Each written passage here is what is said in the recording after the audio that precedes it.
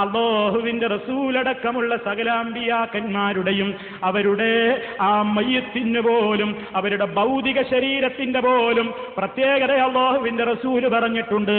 ഇന്നല്ലാഹ ഹറമ അലൽ അർദി അജ്സാദൽ അംബിയാ ഇന്നല്ലാഹ അസ്സ വജല്ല ഖദ് ഹറമ അലൽ അർദി അൻ തഅകുല അജ്സാദൽ അംബിയാ.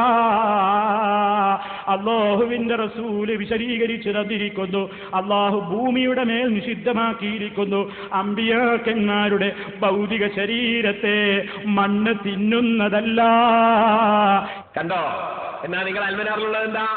അൽമനാർ 985 സെപ്റ്റംബർ വില 1.50. കേട്ടോളെ, ഖബറുകളിൽ ജീർണിച്ച ജഡങ്ങളായി മാറിയ ആ പുണ്യാളന്മാർക്ക് എങ്ങനെ മറ്റുള്ളവർക്ക് ഗുണവും ദോഷവും ചെയ്യാൻ കഴിയും? ഇങ്ങനെ റസൂലുള്ളാഹിയുള്ള മഹാന്മാരെ പറ്റി പറയാണ്, ഖബറുകളിൽ ജീർണിച്ച ജഡങ്ങളായി മാറിയ ആ പുണ്യാളന്മാർക്ക് എങ്ങനെ മറ്റുള്ളവർക്ക് ഗുണവും ദോഷവും ചെയ്യാൻ കഴിയും?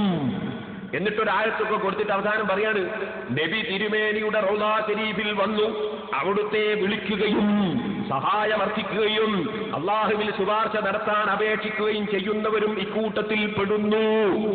അപ്പൊ ഖബറുകളിൽ ജീർണിച്ച് നശിച്ച ആ ജീർണിച്ച ജഡങ്ങളായി മാറിയ പുണ്യാളന്മാരിൽപ്പെട്ട ആളാണ് റസൂലുള്ളാഹി എന്ന് നിങ്ങൾ അൽമനാറിൽ നിങ്ങൾ പച്ചയായി എഴുതി. ഇതാ ഞാൻ ഇടമുട്ടത്തുനിന്ന് കാണിച്ചത്.